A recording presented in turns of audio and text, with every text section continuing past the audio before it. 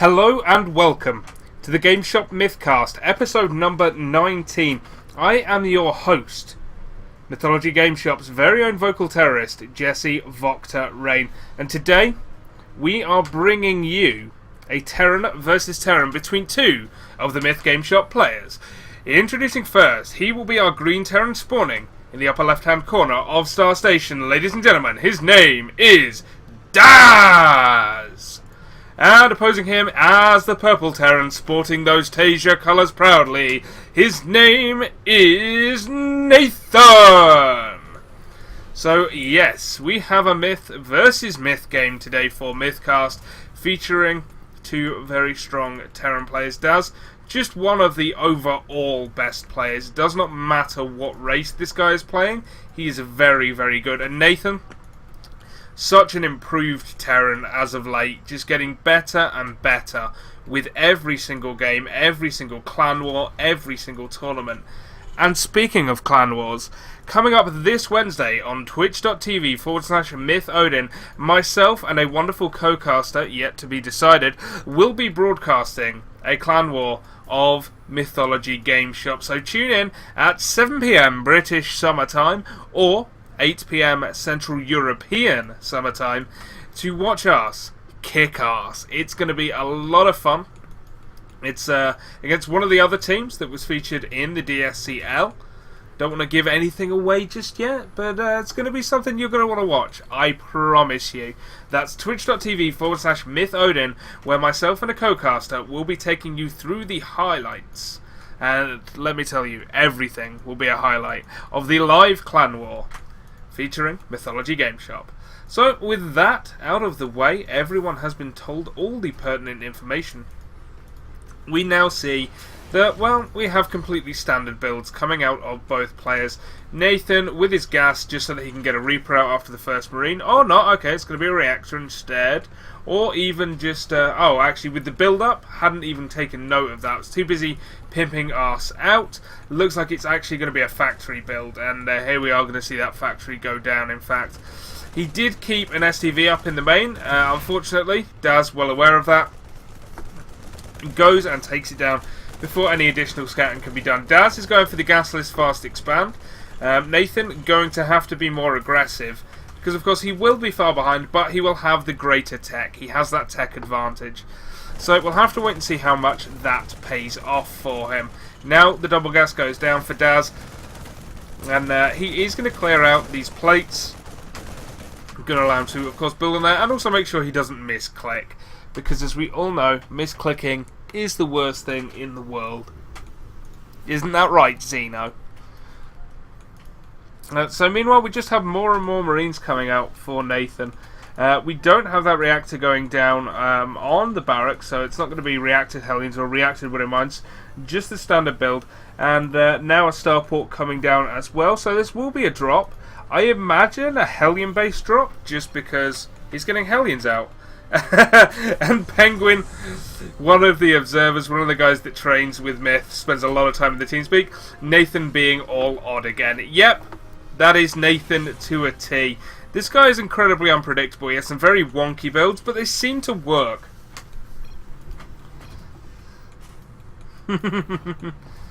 Yeah, he likes to open at least a little bit aggressively. It's very rare I see Nathan going for the gasless fast expand. At the very least, he's doing Reaper expands. Now, this is some good Marine positioning, however, by Daz. If a Widowmine drop or a Hellion drop comes in, the Marines are likely to spot it.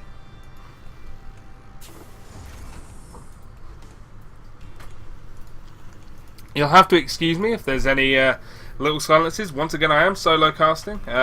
This was being recorded on a complete whim because my DS battery died and I can no longer play Legend of Zelda Spirit Tracks until it has charged. So I thought I'd sneak in a quick replay before dinner. Aren't I smart?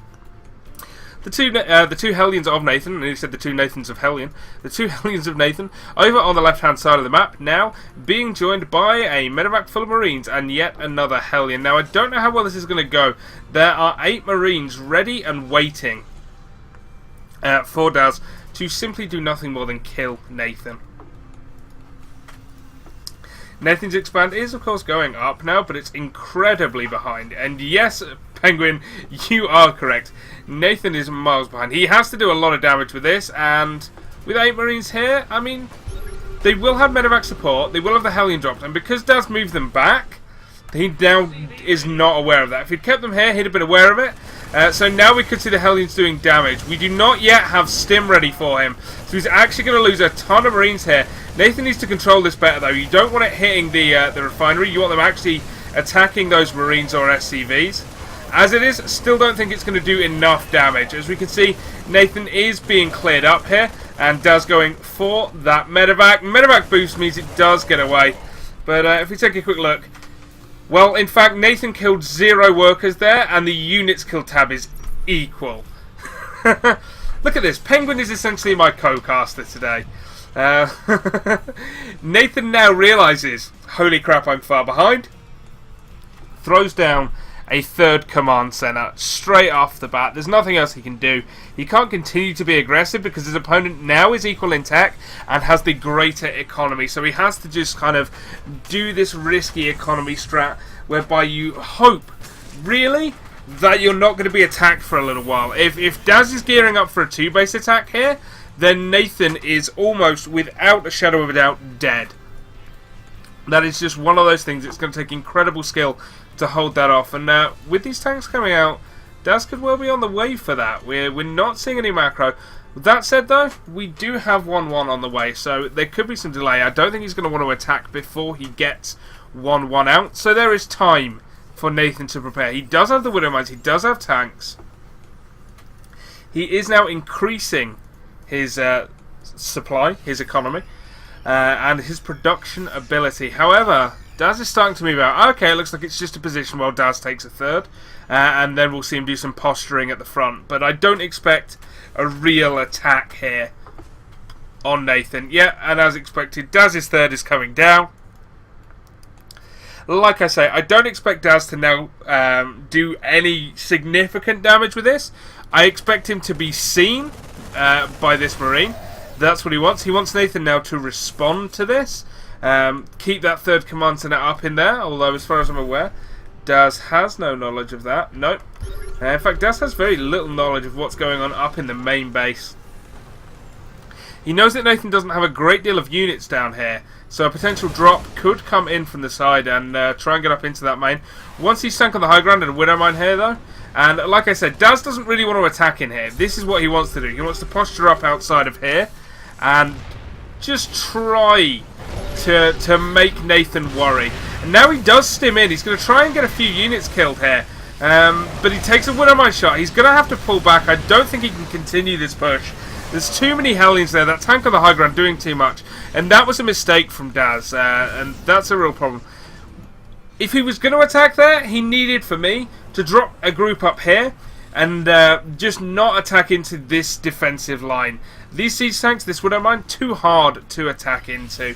But for me, there was never any need to attack at all. All he had to do was sit outside this base, keep an eye on the 3rd, make sure Nathan could not land this while this built up. If we take a look at the units count, we can see the worker count is actually starting to really catch up for Nathan. And so for me, just would have been a better idea. But hey, what do I know? I am just the awesome player. That said, 1-1 is done. We have an armory on the way. That's actually very late, that armory. Delaying 2-2. Meanwhile, we have a ton more barracks going down and an extra factory, so we can increase that tank production. Seems like Daz really wants to stick to this marine tank style. Nathan going much more mech based. It's all Hellions, it's all tanks. It is just old school mech here. We do have still that 1 medevac for a couple of Marines. Daz now well aware of that 3rd base's existence, and he will be able to fill his up a little bit quicker though, which is the nice thing. Again, if we look at the unit counts, 55 to 53, so we're now actually at the point where it's very, very even. Let's check the splits. We've got 15, 16, and 12. Those are really good splits. What are we looking at, Nathan? 15, yeah. 21, too many. And 4, yeah. He needs to transfer some of these workers to this 3rd base, just to even things up a bit. Otherwise, he's going to find this, A, not being as efficient, and B, mining out a bit quicker than you would like it to. So we can see 2-2 is now on the way for Daz. Do we have any upgrades at all for Nathan? We have the armory getting the first mech upgrade out, so that is on the way. That's perfectly fine. He's going to be behind in terms of upgrades by a fair amount, to be honest. That's still not the worst problem in the world, because mech is just, as a standard, stronger than bio anyway, and he does have the blue flame upgrade for the Hellions. He does have the ability to morph them into Hellbats, which will help immensely against this bio army, and even against the tanks. They kind of start to soak up damage like a Marauder when they want to. Nathan, again, just being super good with his economy. That's what he likes to do. You know, he likes these attacks early on, but then he likes to just go all out, insane macro. Good use of the Zone Naga Watchtower means he's well aware of Daz's army over here. Daz does get scanned and turns around. He says, nope, wanted to surprise you, did not manage to do so, and I am getting out of here. I also like the supply depot over here, just to give him some advance warning. Even if he doesn't hold the Zone Naga Watchtower. That's very, very good play from Nathan. We're going to see Daz, the first player to actually move out and take a 4th base, which makes sense, because he's the player right now who is out on the map with that map control. Nathan very much static at this point, although his tanks are not sieged. Still not with the most mobile of compositions here. The Hellions will help with that, nonetheless. The Hellions are incredibly mobile. However, without the support of the siege tanks, they could be in some real trouble. And this is what we're going to see. Now we see the siege happen. Daz can scan it and say, okay, I don't want any part of that. Meanwhile, upgrades are continuing apace. We have the first infantry weapons level 3. We have +2 attack for his own tanks as well. However, Nathan's tanks do outnumber him, and he has +2 attack for those at the same time. They will finish roughly evenly. Nathan's 5th command center going up, trying to take a 4th. Interestingly, both players kind of expanding towards one another. Nathan moving towards where Daz's base is. Unbeknownst to him, because as far as I'm aware, yep, he has no idea that base is there.